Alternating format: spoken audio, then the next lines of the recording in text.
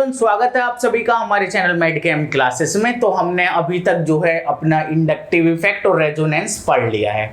इसके बाद जो हम तीसरा इफेक्ट पढ़ने वाले हैं परमानेंट में, उसका नाम है हाइपर कंजुगेशन।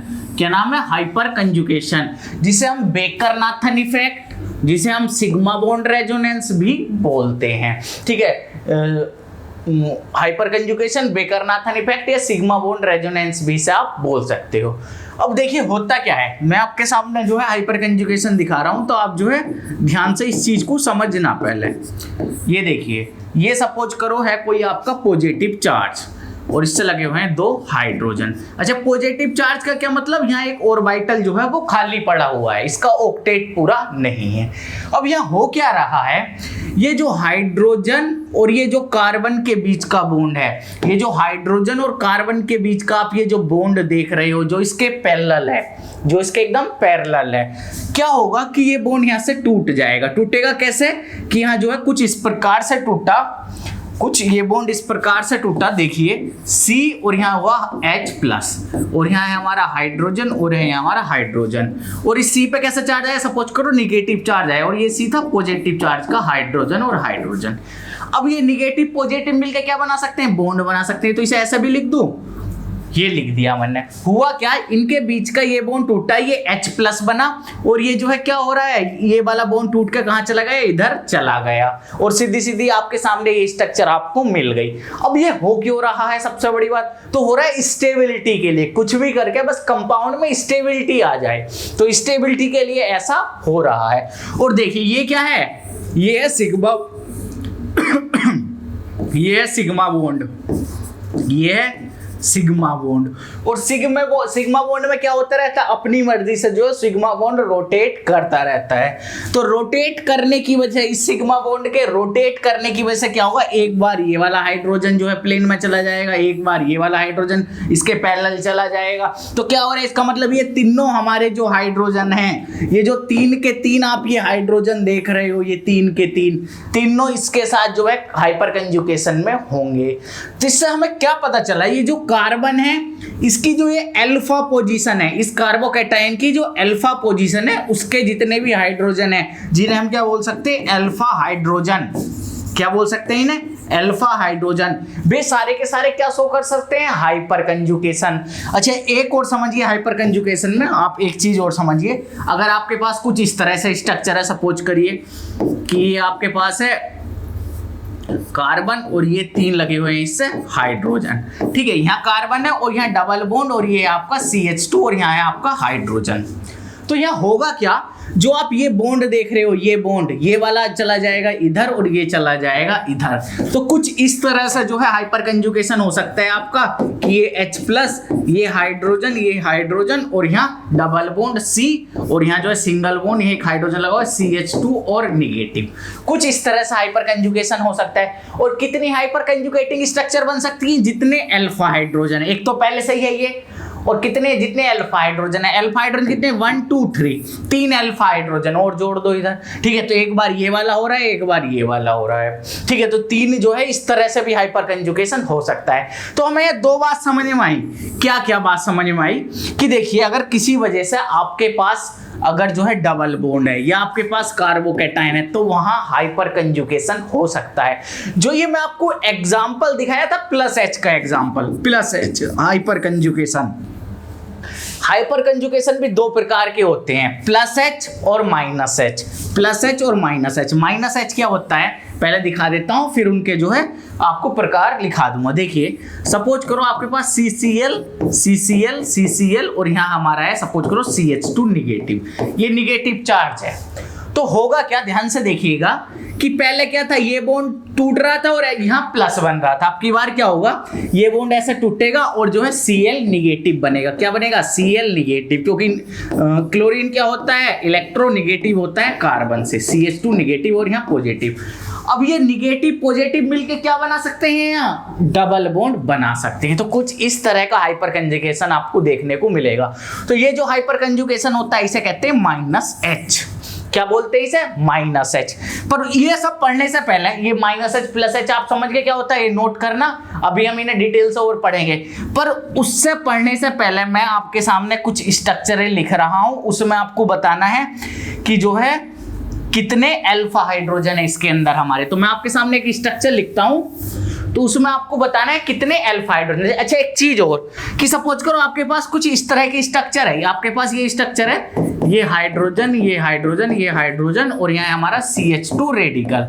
तो इस तरह की स्ट्रक्चर भी देखो, इस रेडिकल का जो ये अल्फा कार्बन है, इसके जो हाइड्रोजन है इन्हें कहते हैं अल्फा हाइड्रोजन। और ये अल्फा हाइड्रोजन क्या शो कर सकते हैं हम, हाइपर कंजुगेशन शो कर सकते हैं। कैसे कि जो है ये रेडिकल बना और जो है हाइड्रोजन और जो है CH2 डबल बॉन्ड। ये अब ये सिग्मा बॉन्ड है, घूम सकता है, ये वाला तीनों हाइड्रोजन जो है क्या कर सकते हैं, इसके साथ हाइपर कंजुगेशन इस तरह से कुछ कर सकते हैं। तो अब आपके सामने मैं कुछ स्ट्रक्चर लिखूंगा जिसमें आपको बताना है इसमें नंबर ऑफ अल्फा हाइड्रोजन कितने हैं।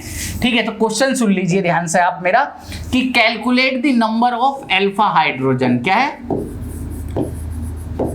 Calculate the number of alpha hydrogen.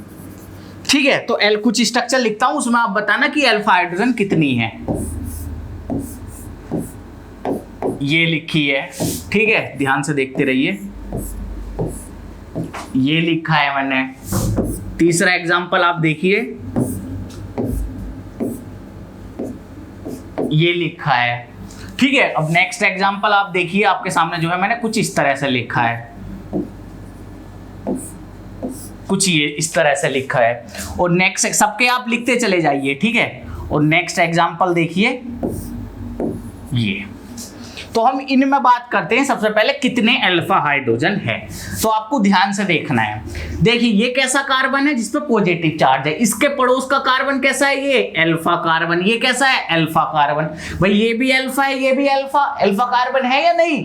अब यहाँ क्या है, 2 हाइड्रोजन लगे हुए होंगे, आप सभी को पता है यहाँ क्या होंगे, 2 हाइड्रोजन लगे हुए होंगे। तो इस कंपाउंड के कितने अल्फा हाइड्रोजन हो गए, अल्फा हाइड्रोजन इसके कितने हो गए, 4। अब इस रेडिकल के अल्फा हाइड्रोजन देखिए 3, यहाँ अल्फा हाइड्रोजन 3 जो है वो यहाँ आपके, ठीक है। तो भाई देखिए इस रेडिकल के हमें अल्फा हाइड्रोजन देखने, यहाँ कितने अल्फा हाइड्रोजन होंगे, 3, क्योंकि ये कैसा कार्बन है, रेडिकल का अल्फा कार्बन। ये कैसा कार्बन है, अल्फा कार्बन। ये भी कैसा है, अल्फा। तो इसके हाइड्रोजन भी होंगे 2 और इसके भी 2 हाइड्रोजन होंगे। कितने हाइड्रोजन हो गए अल्फा हाइड्रोजन इसमें, अगर मैं आपसे कहूं इसमें अल्फा हाइड्रोजन कितने हो गए, 2 2 4 3 7, इसमें 7 अल्फा हाइड्रोजन आपके हो गए हैं। इस वाले में देखिए ये कैसा कार्बन है, अल्फा कार्बन। ये कैसा है, अल्फा कार्बन। क्या इन दोनों पर हाइड्रोजन है, नहीं। ये क्या है हमारा, ये CH3 मिथाइल ग्रुप लगे हुए हैं। तो इस वाले अल्फा कार्बन पर कोई हाइड्रोजन नहीं है। अब यहाँ देखिए यहाँ कितने हैं, 2। तो कितने अल्फा हाइड्रोजन हो गए, यहाँ अल्फा हाइड्रोजन हो गए 2। ऐसे आपको यहाँ बताने हैं कितने हो गए, ये कितने हैं, 3। ये वाला अल्फा कार्बन, ये अल्फा, ये अल्फा। यहाँ कितने हैं, 2 और यहाँ कितना है, 0। कितने हो गए अल्फा हाइड्रोजन, कितने हो गए यहाँ, 5। बात समझ में आ रही है। अच्छा ये देखिए इस तरह के कंपाउंड में आप कैसे करोगे, अगर इस तरह का कंपाउंड है अल्फा हाइड्रोजन कैसे कैलकुलेट करोगे। तो देखिए यहाँ आपको करना क्या है, जो हाइड्रोजन आपके जो हैं रेडिकल और डबल बॉन्ड पे प्रेजेंट हो उन्हें कंसीडर मत करना। जो आपका जैसे अगर मैं बात करूं इस रेडिकल के लिए, ये कार्बन कैसा होगा, अल्फा कार्बन, तो हमें इसका हाइड्रोजन कंसीडर नहीं करना है क्योंकि किस पे है, ये डबल बॉन्ड पर है।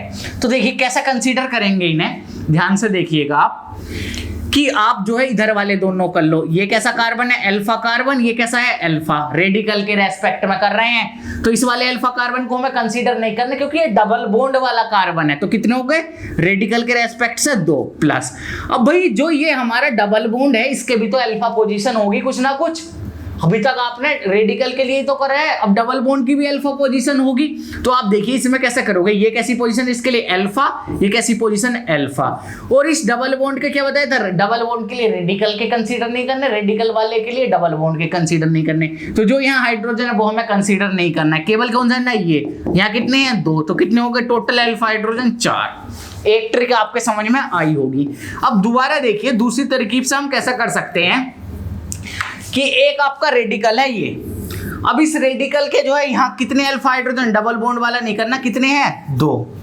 अब क्या काम करूं, इस रेडिकल का जो है क्या करा लूं, कि इसका कंजुकेशन करा देते हैं। ये हाफ एरो से रिप्रेजेंट करते हैं रेडिकल को, फुल एरो से जो है 2 इलेक्ट्रॉन को। और इसका जो है मैंने कंजुकेशन कराया और कंजुकेशन के बाद इसकी स्ट्रक्चर कुछ ऐसी बन गई कि रेडिकल बन गया हमारा इधर। ठीक, अब क्या हुआ यहाँ कि ये वाला डबल बॉन्ड से एक इलेक्ट्रॉन इधर और एक इधर। अब हुआ क्या, आपने इसके जो है इधर अल्फा हाइड्रोजन देख लिए, अब इसके लिए भी अल्फा हाइड्रोजन देख लिए। फिर से वही बात, डबल बॉन्ड वाला कंसीडर नहीं करना, इधर वाले कर लो। कितने हैं? 2। टोटल कितने हो गए? 4। देख लीजिए, तब हमने पहले करा था तब भी यही आया था, तब अब करा है तब भी जो है हमारा 4 ही आया है। बताओ, इतनी सारी बात जो है आपके समझ में आई है, जितनी मैंने बताई इतनी सारी बात आपके समझ में आई कि किस प्रकार से जो है ये हमारे इसके ये वाले आए और ये वाले इसमें भी देख लो सेम है। ये वाले हैं 2 ये वाले हैं हाइड्रोजन। तो इस प्रकार तब आपके कंजुकेशन हो तब आप कंसीडर कर सकते हो अल्फा हाइड्रोजन, बिल्कुल कर सकते हो, ऐसी मुझे आपसे आशा है। तो अब आगे चलते हैं। देखिए कुछ एग्जांपल आपके सामने और लिखता हूं, आपको जो है उनके अल्फा हाइड्रोजन कैलकुलेट करने हैं। ठीक है, आपको उनके अल्फा हाइड्रोजन कैलकुलेट करने हैं। अब देखिए, एक होगी आपके सामने ये स्ट्रक्चर।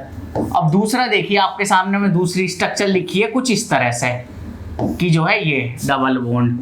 तीसरी स्ट्रक्चर जो मैंने आपके सामने लिखी है कुछ इस तरह से लिखी है CH और जो है इधर CH3 और एक CH3 ये।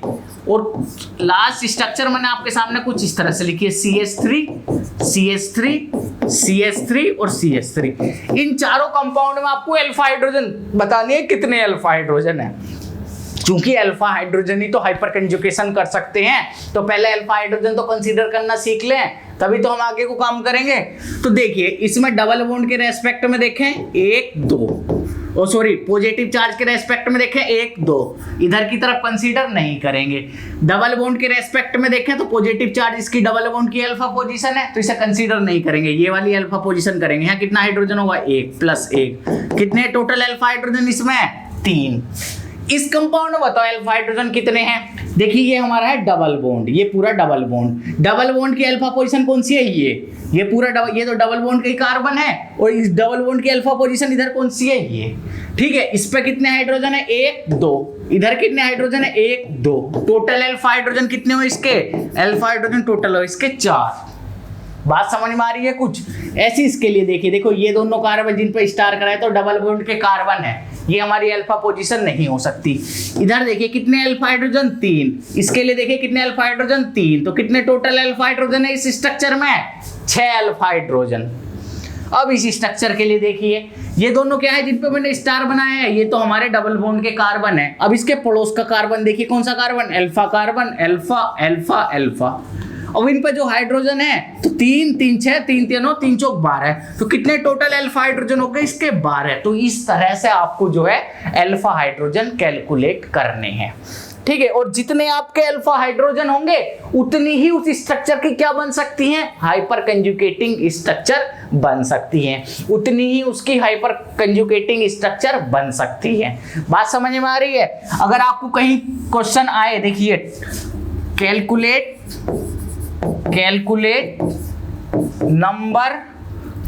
Hyper conjugating structure, hyper conjugating structure, तो आपको जो है फॉर्मूला कौन सा लगाना है? Number of alpha hydrogen plus 1।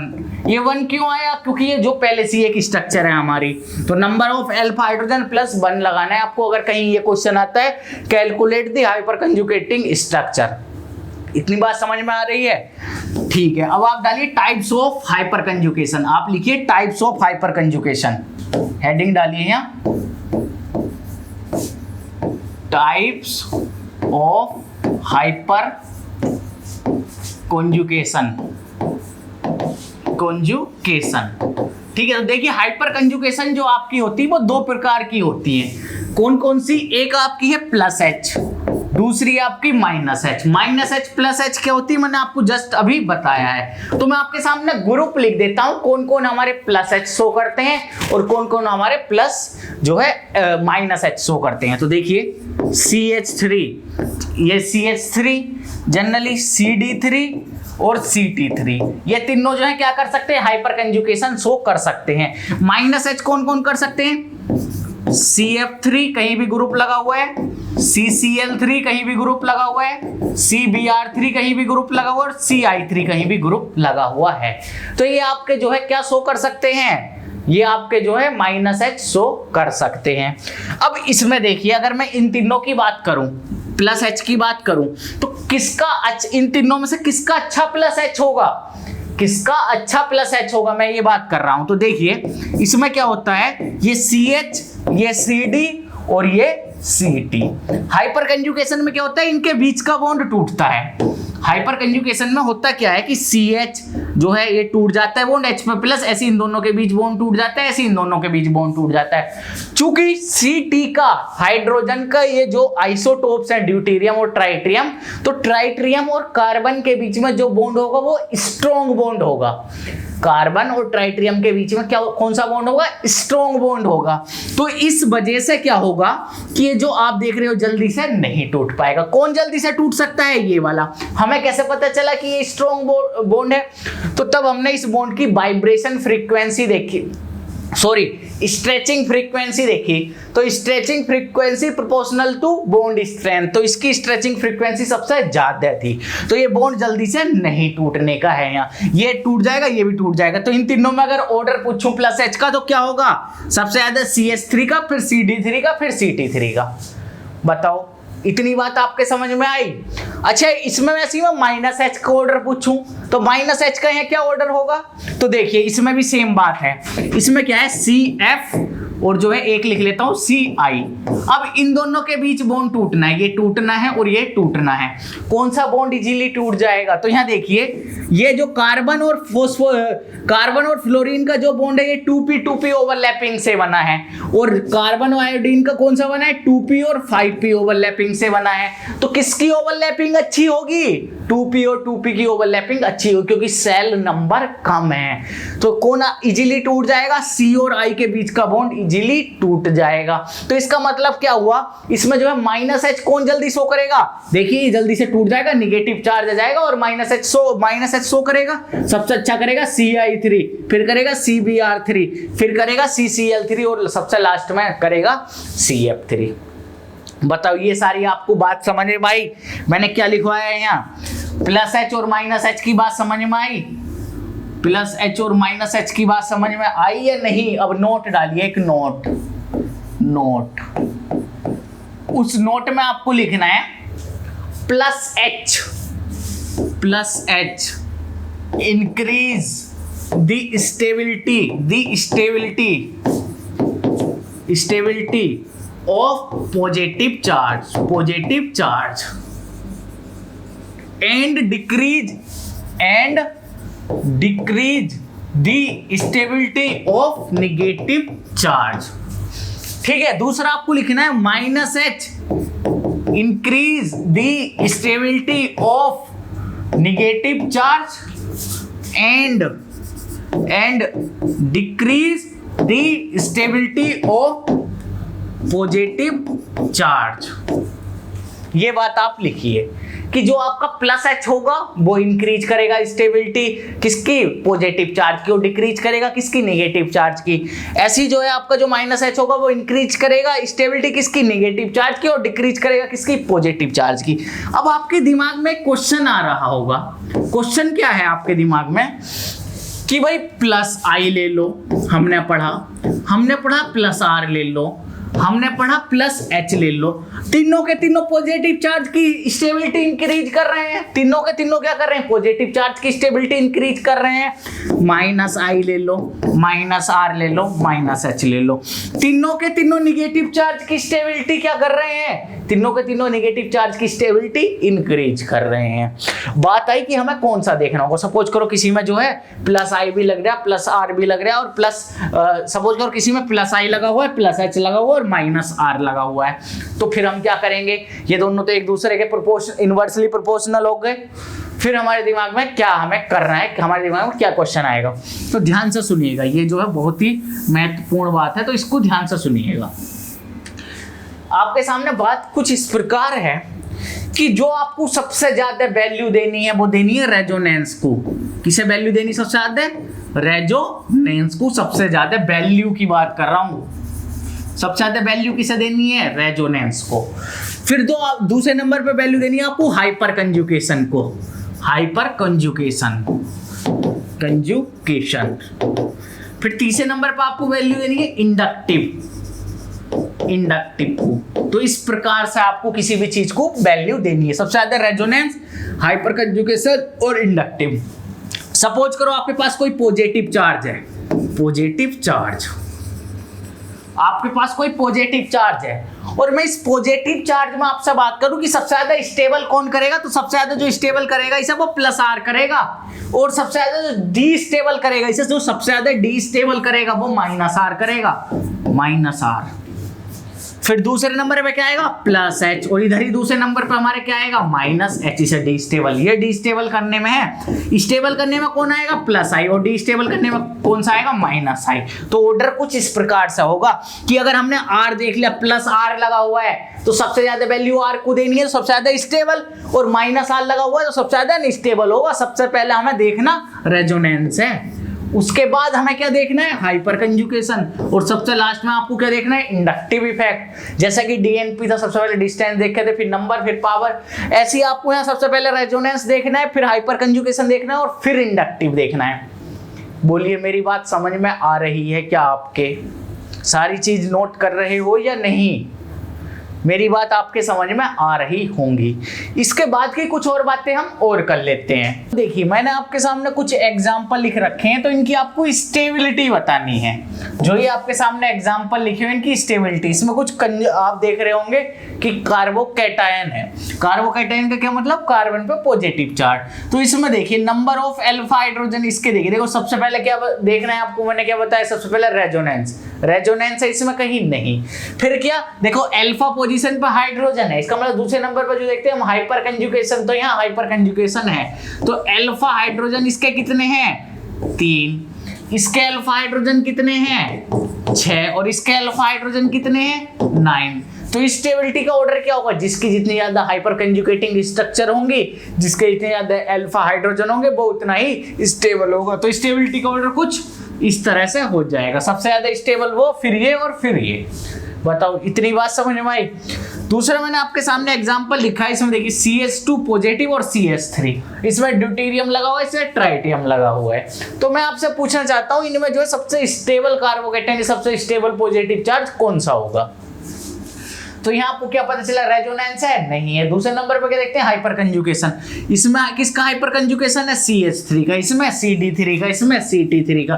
किसका हाइपर कंजुगेशन अच्छा होता है, CH3 का। ये बात मैंने आपको बताई है। तो ऑर्डर क्या हो जाएगा, 1 2 3, ये स्टेबिलिटी का ऑर्डर यहाँ हो जाएगा। अब ये देखिए आप नंबर तीसरा एग्जाम्पल देखिए, इसमें क्या है कि ये पॉजिटिव चार्ज दे रखा है, तो इसमें आपको स्टेबिलिटी का ऑर्डर बताना है। तो सिंपल आप जो है क्या करने हैं, number of alpha hydrogen calculate करने हैं। इसमें कितने अल्फा हाइड्रोजन, 0, इसमें कितने अल्फा हाइड्रोजन, 3, इसमें कितने अल्फा हाइड्रोजन, 6, इसमें कितने अल्फा हाइड्रोजन, 3 3 6, और इधर के 2 कौन गिनेगा, ये भी गिने जाएंगे ना। अल्फा हाइड्रोजन तो सारे ही हैं, 3 3 6, और जो है 2, ये 6 2 8। तो बताओ कौन सबसे ज्यादा स्टेबल होगा, ये वाला, फिर ये वाला, फिर ये वाला, फिर ये वाला। आपको कुछ इस तरह से इसका ऑर्डर देखना है। ऐसे इसमें देखो पॉजिटिव चार्ज के रेस्पेक्ट में और डबल बॉन्ड के रेस्पेक्ट में अल्फा हाइड्रोजन देख लो कितने हैं, 2 यहाँ, 2 यहाँ, कितने हो गए, 4। इसमें कितने हो गए, 3 2 5, 5 और 2 7। इसमें देखिए 3 2 5, 5 3 8, 8 2 10। इसमें देखिए 1 1 और जो है 1 2। तो इसमें ऑर्डर आप खुद से बता सकते हो क्या होगा, नंबर ऑफ अल्फा हाइड्रोजन जिसके ज्यादा है तो उसका जो है हाइपर कंजुगेटिंग स्ट्रक्चर उतनी ही ज्यादा है, या दूसरे शब्दों में कहूं उसकी स्टेबिलिटी उतनी ही ज्यादा हो जाएगी। तो सबसे ज्यादा स्टेबल ये, फिर कौन सा होगा, ये, फिर ये और फिर ये। कुछ इस तरह से आप जो है ऑर्डर लगाना। उसके बाद देखिए मैंने आपके सामने रेडिकल लिख रखे हैं, उसके बाद देखिए मैंने आपके सामने रेडिकल लिख रखे हैं। तो इसमें आपको जो है स्टेबिलिटी बतानी है कि कौन सा रेडिकल सबसे ज्यादा स्टेबल होगा। तो करना सेम आपको वही है, नंबर ऑफ अल्फा हाइड्रोजन देखने रेडिकल या और डबल बॉन्ड के रेस्पेक्ट में। आप चाहे तो वैसे भी देख सकते हो, जो सी दूसरी ट्रिक मैंने आपको सिखाई थी कि इसे जो है यहाँ तोड़िए और इनके बीच डबल बॉन्ड बनाइए, ये रेडिकल बनेगा, तब देखते हैं जो सा भी आपको सुविधाजनक हो। तो देखिए 3 3 6, नंबर ऑफ अल्फा हाइड्रोजन 6, 3 और 3 6, नंबर ऑफ अल्फा हाइड्रोजन इसमें कितने को 6। इसमें आप जो है दूसरी तरह से भी देख सकते हो, ये गया और जो है ये गया, तो ये रेडिकल ने बना लिया बॉन्ड, और यहाँ जो रेडिकल है उसके हैं 3, तो ऐसा भी देख सकते हो। इसके देखिए 3 और इसके साथ जो है डबल बॉन्ड के देखिए कितने 3 3 6 6 3 9 9 अल्फा हाइड्रोजन। तो इसमें देखिए इसमें 6, इसमें जो है 6 और उसमें जो है 9, ठीक है। तो इसमें जो है हमें स्टेबिलिटी देखनी, तो देखिए इसमें देखो, इसमें जो स्टेबिलिटी ज्यादा होगी वो ज्यादा होगी इस वाले की स्टेबिलिटी ज्यादा होगी। नहीं एक सेकंड, स्टेबिलिटी इसमें जो ज्यादा होगी वो इस वाले की ज्यादा होगी, इस वाले की इसकी। ये ऐसा क्यों होगा, ये अभी मैं स्टेबिलिटी ऑफ एल्कीन पढ़ाऊंगा, आप तब समझ जाओगे। यहाँ जो है आप कुछ जोड़ सकते हो, एक ये जोड़ के कर लीजिए, और अल्फा हाइड्रोजन हो गया आपके 5। तो स्टेबिलिटी सबसे ज्यादा किसकी हुई, इसकी, तीसरे की, फिर आपकी जो होगी फर्स्ट की, फिर जो है आपकी होगी सेकंड की। ये मैंने आपको अभी इसलिए नहीं बताया क्योंकि अभी आपको तब मैं स्टेबिलिटी ऑफ एल्कीन्स पढ़ाऊंगा, तो तब ऐसी इस तरह की स्ट्रक्चर आएंगे, तो तब आप जो है खुद से समझ जाओगे इसका भी। इसमें देखिए, इसमें आपको करना है, तो इसमें कितने अल्फा हाइड्रोजन हो गए, 3 2 5 5 2 7। इसमें देखिए 1 और 2, 3 2 5 2 7, अच्छा 1 2 3, इसमें देखिए 2 और 2 4। तो स्टेबिलिटी सबसे ज्यादा इसकी, फर्स्ट की, फिर थर्ड की, फिर सेकंड की। कुछ इस तरह से जो है स्टेबिलिटी हमारे रेडिकल की हो जाएगी। फिर आपके सामने मैंने एक क्वेश्चन लिखा है एसिडिटी का, इसे भी ध्यान से देखना। तो यहाँ लिखा हुआ है आपका जो है फॉर्मिक एसिड, बेंजोइक एसिड और एसिटिक एसिड। तो इनमें हमें जो है स्टेबिलिटी देखनी है। मैं दूसरे शब्दों में स्टेबिलिटी किसकी, कंजुगेटेड बेस की, या दूसरे शब्दों में कहूँ एसिडिटी देखनी है इसकी। तो देखिए एसिडिटी के लिए आपको क्या करना है कि इनका क्या बना लेना है, कंजुगेट बेस बना लेना है। और कंजुगेट बेस कुछ इस तरह से इनका जो है बन जाएगा, यहाँ हमारा O- और इसका क्या बनेगा CH3C डबल बॉन्ड O-। इस CH3 का कौन सा इफेक्ट है, इसमें जो है प्लस आई काम कर रहा है। इसमें देखिए इसमें क्या हो सकता है, जो है कुछ इस तरह से जो है निगेटिव चार्ज का कंजुगेशन हो सकता है। निगेटिव चार्ज का क्या हो सकता है, कुछ इस तरह से कंजुगेशन हो सकता है। इसमें कंजुगेशन तो इसमें भी हो सकता है, और इसमें 2 जगह होगा, इधर और एक तो इधर, और दूसरी चीज ये डबल बॉन्ड इधर जाकर रिंग में भी निगेटिव चार्ज घूम सकता है। इसमें देखिए निगेटिव चार्ज का इधर कंजुगेशन होगा, ठीक है।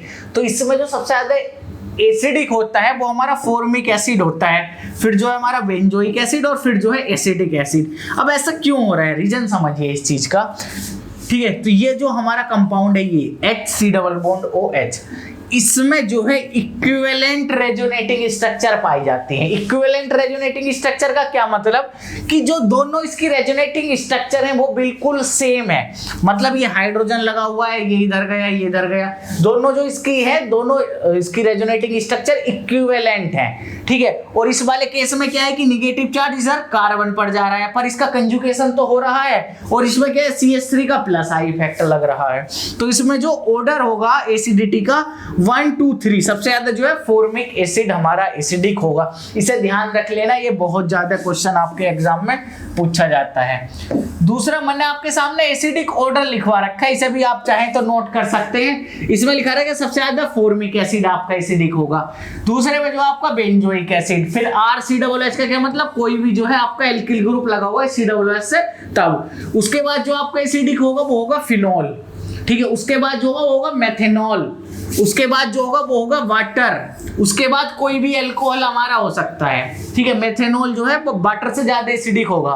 उसके बाद इन दोनों में कंपैरिजन करा जाए तो इसकी इलेक्ट्रोनेगेटिविटी 3.2, इसकी 3। अगर इधर कार्बन पे नेगेटिव चार्ज है और नाइट्रोजन पे नेगेटिव चार्ज है, किसका स्टेबल होगा, सीधी सी बात है कार्बन का स्टेबल होगा। तो इस वजह से क्या होगा, ये वाला हमारा ज्यादा एसिडिक लिखा है इसके मुकाबले में। बताओ इतनी बात समझ में आई, ये सारी चीज मैं एक एक करके भी आपको बताई होंगी। अब आपके सामने कुछ क्वेश्चन है, आपको क्वेश्चन करने हैं एसिडिक ऑर्डर के। देखिए मैंने आपके सामने कुछ क्वेश्चन लिख रखे हैं, इन्हें आपको करना है। तो एसिडिटी आप कैसे देखते हो, हमेशा इनके क्या बना लेते हो, कंजुगेट जो है बेस बना लेते हो। एसिड का क्या करूं, कंजुगेट बेस। जो निगेटिव चार्ज मेरा सबसे ज्यादा स्टेबल होगा, इसका मतलब उसका कंजुगेट बेस सबसे ज्यादा स्टेबल, वो कंपाउंड मेरा सबसे ज्यादा एसिडिक। तो स्टेबिलिटी कैसे देखनी नेगेटिव चार्ज की, इसमें सीधा सीधा कौन सा इफेक्ट लग रहा है, इंडक्टिव। इंडक्टिव किससे देखते हो, डीएनपी, डिस्टेंस नंबर पावर। देखिए 1 2 सेकंड नंबर पे 2 क्लोरीन लगे हुए हैं, 1 2 सेकंड नंबर पे एक फ्लोरीन लगा हुआ है, इन दोनों को कैसा इफेक्ट है, माइनस आई। माइनस आई नेगेटिव चार्ज को क्या करता है, स्टेबल। इसमें देखिए फर्स्ट नंबर के कार्बन पे Cl लगा हुआ है, इसमें देखिए फर्स्ट नंबर के कार्बन पे फ्लोरीन लगा हुआ है। आपको क्या पता है, सबसे पहले क्या देखते हैं, डिस्टेंस। डिस्टेंस किसके पास है, 1 1 वाले की। दोनों का कैसा इफेक्ट है, माइनस आई, दोनों स्टेबल कर रहे हैं नेगेटिव चार्ज को, ठीक है। उसके बाद देखिए डिस्टेंस के बाद क्या देखते हैं, नंबर। नंबर देखिए Cl का एक है और फ्लोरीन का एक है, सेम है। उसके बाद क्या देखते हैं, पावर। पावर किसकी ज्यादा है, माइनस आई की पावर किसकी ज्यादा है, फ्लोरीन की। इसका मतलब सबसे ज्यादा स्टेबल नेगेटिव चार्ज किसका होगा, इस वाले का। या मैं कहूँ सबसे ज्यादा एसिडिक कौन होगा, मेरा ये वाला 1 2 3 4। तो फोर्थ नंबर का मेरा सबसे ज्यादा जो है एसिडिक है। फिर जो है कौन सा आ जाएगा, थर्ड वाला। फिर बचे ये दोनों। डिस्टेंस सेम, नंबर देखिए इसमें 2 क्लोरीन एटम लगे हुए हैं, इसमें एक फ्लोरीन एटम लगा हुआ है। हम नंबर को ज्यादा वैल्यू देते हैं पावर से, तो क्या होगा, कौन सा नेगेटिव चार्ज ज्यादा स्टेबल होगा, ये वाला, क्योंकि 2 Cl लगे हुए हैं, दोनों का माइनस आई इफेक्ट है, इसे स्टेबल कर रहे हैं। तो इसका मतलब क्या हुआ, इसका कंजुगेट बेस ज्यादा स्टेबल, ये ज्यादा एसिडिक हो जाएगा आपका। कुछ इस तरह से आपका जो है एसिडिटी का ऑर्डर आएगा। अब इस वाले में देखिए कई बार एग्जाम में क्वेश्चन पूछा गया है। क्वेश्चन कुछ इस प्रकार से आपके सामने दे रखा है Ha, Hb और Hc। तो पूछा है इसमें से कि कौन सा हमारा सबसे ज्यादा एसिडिक होगा। Ha सबसे ज्यादा एसिडिक होगा, Hb सबसे ज्यादा एसिडिक होगा, Hc होगा। एक ऑर्डर लिख दीजिए। तो आप किस प्रकार से लिखोगे, ध्यान से देखना। अगर मैं इस Hc को निकाल दूं और निगेटिव चार्ज मेरा यहाँ आ जाए, तो बताइए ये किसी चीज से स्टेबल हो सकता है, नहीं। इसमें कौन सा इफेक्ट लग रहा है, केवल इंडक्टिव इफेक्ट। कहीं ये रेजोनेंस में जा रहा है, नहीं जा रहा। अब सपोज करिए मैं Hb से एक निकाल दूं, तो है निगेटिव चार्ज, और निगेटिव चार्ज क्या हो सकता है, इसके साथ रेजोनेंस में जा सकता है। सबसे ज्यादा वैल्यू हम देते हैं रेजोनेंस को। दूसरी चीज, इस CH3 का कौन सा इफेक्ट लगेगा, प्लस आई इफेक्ट। इस CH3 का कौन सा इफेक्ट लगा हुआ, प्लस आई इफेक्ट। इसमें देखिए अगर मैं यहां से निकाल दूं, ये निगेटिव चार्ज आया हुआ है और इधर जा रहा है इसके साथ, और प्लस आई भी नहीं लगा हुआ। और प्लस आई निगेटिव चार्ज को क्या करता है, डी स्टेबल। तो सबसे ज्यादा स्टेबल कौन सा निगेटिव चार्ज हुआ, कौन सा हुआ, वो जो रेजोनेंस में जा रहा है और उस पर जो है कोई प्लस आई इफेक्ट भी नहीं लग रहा है। सबसे ज्यादा एसिडिक कौन सा हुआ, Ha। फिर दूसरे नंबर पे Hb, और तीसरे नंबर पर सबसे कम एसिडिक जो होगा वो होगा हमारा Hc। बताइए समझ में आया क्वेश्चन। सबसे ज्यादा एसिडिक ये वाला हाइड्रोजन, फिर ये वाला और फिर ये वाला। अगर क्यों, क्योंकि मैंने आपको रीजन बताया है ये, ठीक है। अब इसमें देखिए ये कुछ क्वेश्चन इस प्रकार से है। अगर आपके पास इस तरह का कहीं डबल बॉन्ड है, ओस्मियम टेट्राऑक्साइड से आप रिएक्शन करा दो, तो आपका जो है डाइओल बनता है। कैसे बनता है ये सब हम पढ़ेंगे रिएजेंट केमिस्ट्री में। पर इसमें मैं पूछना चाहता हूँ, ये जो दोनों OH बने हैं, अगर इसमें मैं किसी जो है बेस से रिएक्शन कराऊं, किसी बेस से रिएक्शन कराऊं, इसमें जो है मैं किसी बेस से रिएक्शन कराऊं, तो बेस से रिएक्शन कराने पर जो है कौन सा H निकलेगा मेरा, बेस से रिएक्शन कराने पर मेरा कौन सा H निकलेगा। तो इसका मतलब क्या हुआ, जो हमारा ज्यादा एसिडिक होगा, और ज्यादा एसिडिक क्या होता है, ये देखिए 3 डिग्री है, ये 1 डिग्री है। कौन सा अल्कोहल ज्यादा एसिडिक होता है आपका, 1 डिग्री वाला। तो किधर से H निकलेगा, ये वाला H आपका निकलेगा, ठीक है। ये मैंने आपको एसिडिटी ऑफ अल्कोहल में पढ़ाया होगा, ध्यान रखना इस चीज का।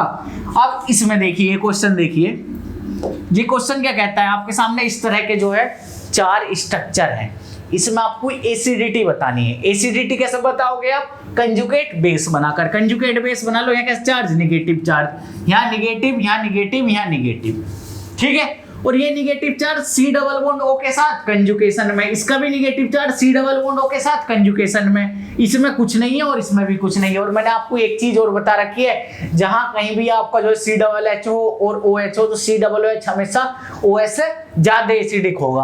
बताइए इसमें क्या लगा हुआ है, इसका Cl का आप क्या देख रहे हो, इसमें क्या लगा हुआ है, माइनस आई। क्या लग रहा है इस पूरे ग्रुप का लग रहा है माइनस आई। इसमें जो है केवल लगा हुआ है हाइड्रोजन। तो इन दोनों में कौन सबसे ज्यादा एसिडिक होगा, इसमें माइनस आई लगा हुआ है और जो है निगेटिव चार्ज रेजोनेंस में भी है, सबसे ज्यादा एसिडिक हो जाएगा हमारा दूसरा, फिर आ जाएगा फर्स्ट। अब इन दोनों में देखिए सेम वही बात, इसमें क्या लगा हुआ है, यहाँ माइनस आई। माइनस आई निगेटिव चार्ज को क्या करता है, स्टेबल। तो कौन सा हमारा ज्यादा स्टेबल होगा conjugate acid, sorry conjugate base, ये वाला, क्योंकि निगेटिव चार्ज NO2 की वजह से, NO2 के माइनस आई इफेक्ट की वजह से ज्यादा स्टेबल है। तो फिर ऑर्डर अगर हमारा कंजुगेट जो है बेस ये वाला स्टेबल है, तो इसका मतलब इसका एसिड सबसे ज्यादा एसिडिक होगा। तो इसे लिख दीजिए आप जो है, सॉरी एक सेकंड, 2, और वो कौन सा नंबर है 3, और इसे लिख दीजिए फर्स्ट, और इसे लिख दीजिए फिर सबसे लास्ट में 4th। कुछ इस तरह से ये जो है हमारा ऑर्डर हो जाएगा।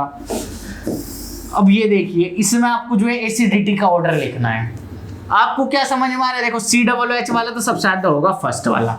दूसरे नंबर पर आपको क्या समझ में आ रहा है कि ROH है और H2O है। तो मैंने आपको एक चीज बताई थी कि केवल हमारा जो है मेथेनॉल ही जो है वाटर से ज्यादा एसिडिक होता है, ठीक है। इसमें क्या है ROH हमारा कुछ भी हो सकता है, पर हम कंसीडर करके चल लेंगे CH3 नहीं है, ठीक है। तो इसमें दूसरे नंबर पे क्या लिखूं मैं? वाटर, थर्ड वाला। फिर क्या लिख दूं? ये फर्स्ट। इसे क्यों नहीं लिखा मैंने? ये हमारा NH3, ये हमारा CH ट्रिपल बॉन्ड CH, और ये हमारा CH3। अब इसमें देखिए, अगर यहाँ निगेटिव चार्ज आ जाए, यहाँ निगेटिव चार्ज आ जाए, यहाँ निगेटिव चार्ज आ जाए, ठीक है, और यहाँ भी मान लेता हूँ यहाँ भी आ जाए और यहाँ भी आ जाए, इन दोनों का मैंने आपको बता दिया। किसका निगेटिव चार्ज, या मैं कहूँ किसका कंजुगेट बेस हमारा ज्यादा स्टेबल होगा? कौन? जिसका जो इलेक्ट्रोनेगेटिव एटम पे अगर निगेटिव चार्ज आता है तो वो क्या होता है? स्टेबल होता है। सारी ये बात मैंने आपको बताई है। इसमें देखिए, इसमें ऑक्सीजन पे निगेटिव चार्ज, इसमें नाइट्रोजन पे, इसमें ट्रिपल बॉन्ड कार्बन पे। बताइए सबसे ज्यादा कौन होगा? वाटर वाला, वही मैंने यहाँ लिखा है। अगर मैं इन तीनों का कंपेरिजन करूं तो कौन सबसे ज्यादा एसिडिक होगा? 1 2 3 4 5, 5th नंबर का, और फिर हमारा होगा 6th नंबर का। 4 का इंडिया 1 2 3 4, 5th नंबर का, फिर 4th और फिर 6th। कुछ इस तरह से जो है इसका ऑर्डर हो जाएगा, क्योंकि कार्बन की इलेक्ट्रोनेगेटिविटी 2.5, इसकी कितनी है 3, और इसकी कितनी है 3.2। तो कुछ इस तरह से इनका एसिडिटी का ऑर्डर होगा। बताओ इतनी बात समझ में आई? कैसा लगाया है ये मैंने? ठीक है, आगे चलते हैं। आगे आप हेडिंग डालिए stability of alkenes. Stability of alkenes, आप ये हेडिंग डाल लीजिए, स्टेबिलिटी ऑफ एल्कीन्स। इसमें जो सबसे पहले हम पढ़ने वाले हैं, या इसमें जो आप कुछ पॉइंट लिख लीजिए, फिर हम जो एग्जांपल के थ्रू समझते हैं। आप ये लिखिए, जो हमारी कंजुगेटेड एल्कीन होगी वो आइसोलेटेड एल्कीन से ज्यादा स्टेबल होगी। इसका क्या मतलब है ये समझिएगा ध्यान से, कि इस तरह की एल्कीन देखिए आप, एक एल्कीन ये है और एक एल्कीन आपकी ये है। एक एल्कीन आपकी सपोज करिए ये है, ये। इसमें आप क्या देख रहे हो कि जो हमारा ये दोनों डबल बॉन्ड है आपस में क्या है? ये जो है कंजुगेटेड है, ये जो है रेजोनेंस में है। और इसमें क्या देख रहे हो? दोनों जोन से डबल बॉन्ड है, ये क्या है? हमारे आइसोलेटेड है। ये डबल बॉन्ड हमारे क्या है? आइसोलेटेड है। ये जो है किसी के साथ रेजोनेंस में नहीं जा सकते। तो इससे हमें एक बात समझ में आई कि कंजुगेटेड एल्कीन, क्योंकि उसमें रेजोनेंस हो रही है, और रेजोनेंस होने की वजह से क्या होता है? हमेशा स्टेबिलिटी आती है। स्टेबिलिटी की वजह से हम स्टेबिलिटी देख रहे हैं, तो यही चीज मैंने लिखी, कंजुगेटेड एल्कीन जो है आइसोलेटेड एल्कीन से हमेशा ज्यादा स्टेबल होगी। बताओ इतनी बात समझ में आई आपके? दूसरा पॉइंट लिखो। दूसरा पॉइंट क्या है? Number of alpha hydrogen. जिस एल्कीन में हमारे नंबर ऑफ अल्फा हाइड्रोजन जितने ज्यादा होंगे, वो एल्कीन हमारी उतनी ही स्टेबल होगी। दूसरे नंबर पे क्या देखने हैं आपको? Number of alpha hydrogen. पहली चीज क्या? कंजुगेटेड। दूसरी चीज नंबर ऑफ अल्फा हाइड्रोजन। तीसरी चीज if alpha hydrogen is same. अगर किसी वजह से हमारे अल्फा हाइड्रोजन सेम है, तब क्या करना है आपको? उसके बाद पॉइंट लिखना। अगर हमारे अल्फा हाइड्रोजन सेम है, तो जो हमारी अनसिमेट्रिकल एल्कीन होगी, जो हमारी अनसिमेट्रिकल एल्कीन होगी, वो आपकी जो है सिमेट्रिकल एल्कीन से ज्यादा स्टेबल होगी। अनसिमेट्रिकल सिमेट्रिकल क्या? देखिए, अगर आपकी एल्कीन कुछ इस तरह से है, दोनों देखो ये CH3 मिथाइल एक तरफ है, दोनों हाइड्रोजन हाइड्रोजन एक तरफ है, ठीक है। ये हमारी अनसिमेट्रिकल एल्कीन है। और सिमेट्रिकल क्या मतलब? दोनों कार्बन पर जो दोनों हमारे sp2 कार्बन है, उसमें जो है समान रूप से मिथाइल और हाइड्रोजन लगे हुए हैं, वो हमारी सिमेट्रिकल एल्कीन होगी। तो इस तरह की एल्कीन में अनसिमेट्रिकल ज्यादा स्टेबल होगी। तीसरा पॉइंट लिखना है, ट्रांस जो है वो हमेशा सिस से ज्यादा स्टेबल होगी। इसका रीजन देखिए, ये है हमारी सिस एल्कीन, ये है हमारी ट्रांस एल्कीन। क्या हो रहा है इसमें कि ये एक बड़ा ग्रुप लगा हुआ है, ये एक बड़ा ग्रुप लगा हुआ है, दोनों के बीच में क्या होगा, वांडरवाल रिपल्सन V, वांडरवाल्स रिपल्सन, और इसमें ऐसा कुछ हो नहीं रहा, जिस वजह से हमारी जो है ट्रांस वाली एल्कीन ज्यादा स्टेबल होगी हमेशा किससे, सिस वाली एल्कीन से। बताओ इतनी बात समझ में आई, इतनी बात समझ में आई। अब नेक्स्ट देखिए, नेक्स्ट मैंने आपके सामने क्या लिख रखा है, कुछ इस तरह से आपके सामने एल्कीन लिखी हुई है। इसमें देखिए ये कैसी एल्कीन है आपकी, कंजुगेटेड एल्कीन, कंजुगेटेड एल्कीन। ये सारी की सारी क्या है, आइसोलेटेड एल्कीन, किसी के साथ कंजुगेशन में नहीं है। सबसे ज्यादा स्टेबल कौन सी होगी, फर्स्ट वाली, बात समझ में आती है। नंबर ऑफ अल्फा हाइड्रोजन दूसरे पे देखते हैं, कितने, 0, कितने हैं 6, कितने हैं 6, कितने हैं 6, सॉरी कितने हैं 10, 3 3 6 और 6 दूनी 12, कितने अल्फा हाइड्रोजन है 12, इसमें कितने अल्फा हाइड्रोजन है 6। सबसे ज्यादा स्टेबल फर्स्ट, फिर कौन सा है, फिफ्थ वाली, और सबसे कम स्टेबल कौन सी होगी, सेकंड नंबर की। अब सारी गड़बड़ जो हो रही है वो 3 4 और जो है 6 में हो रही है। अब आप देखिए इसमें तो आपको 4 और 6 में एक चीज पता चल रही है कि जो है एक हमारी सिस है और एक ट्रांस है, तो ट्रांस वाली ज्यादा स्टेबल होगी। इन दोनों मैंने क्या बताया था, ये कैसी है, अनसिमेट्रिकल है, ये कैसी है, सिमेट्रिकल है। तात्पर्य इससे ये है कि जो है दोनों जो कार्बन है उसमें दोनों समान रूप से बटे हुए हैं, एक तरफ हाइड्रोजन एक तरफ मिथाइल, दूसरी तरफ हाइड्रोजन दूसरी तरफ मिथाइल, तो होगी हमारी सिमेट्रिकल, ये होगी हमारी अनसिमेट्रिकल। तो इसमें अनसिमेट्रिकल ज्यादा स्टेबल होती है, तो कौन सा लिखूं, 3। फिर इन दोनों की बात करते हैं, इन दोनों में सिस ट्रांस, तो कौन सी स्टेबल होगी, सिस वाली ट्रांस वाली, सीधी सी बात है, सबसे ज्यादा स्टेबल होगी ट्रांस वाली। क्यों होगी, रीजन मैंने आपको बताया है। तो एल्कीन की जो आपकी स्टेबिलिटी का ऑर्डर है वो आपका कुछ इस तरह से हो जाएगा, first 5 third 4th 6th second. बताओ इतनी बात समझ में आ रही है, जो ये सारी बात मैं आपको बता रहा हूं समझ में आ रही है या नहीं, ठीक है। तो देखो अभी तक आप क्या क्या पढ़ चुके हो, अभी तक सबसे पहले आपने जो है डी निकालना सीखा, उसके बाद आपने इंडक्टिव इफेक्ट पढ़ा, उसके बाद आपने जो है हाइपर कंजुगेशन पढ़ा, उसके बाद जो है रेजोनेंस पढ़ा, उसके बाद स्टेबिलिटी ऑफ एल्कीन पढ़ा, एसिडिटी निकालना सीख गए, बेसिसिटी निकालना सीख गए, उसके बाद जो है स्टेबिलिटी बताना सीख गए आप। इसके बाद जो हम क्या पढ़ने वाले हैं, अब पढ़ेंगे हम ऑर्थो इफेक्ट और जो है SIR, strict inhibition in resonance हम पढ़ेंगे, ठीक है। उसके बाद मैं आपको बहुत सारे एग्जांपल कराऊंगा GOC के, ठीक है। तो इस लेक्चर के लिए इतना ही, हम मिलते हैं अपने नेक्स्ट लेक्चर में। आप सभी का बहुत बहुत धन्यवाद।